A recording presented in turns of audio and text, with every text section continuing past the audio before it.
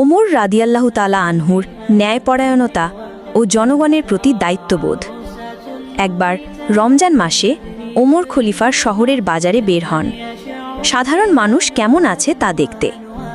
হঠাৎ তিনি লক্ষ্য করলেন বাজারে এক ব্যক্তি অন্যদের ঠকাচ্ছে এবং ন্যায্য মূল্য দিয়ে পণ্য বিক্রি করছে না। ওমর আনহু অবিলম্বে সেই দোকানে ঢুকে দোকানদারকে সতর্ক করলেন এবং ন্যায্য ব্যবসা করার নির্দেশ দিলেন। তিনি বলেন, আমি তোমাদের জন্যই এখানে ন্যায় বিচার করতে এসেছি, কিন্তু যদি তুমি অন্যদের ঠকাও তাহলে আল্লাহ তোমাকে শাস্তি দেবেন।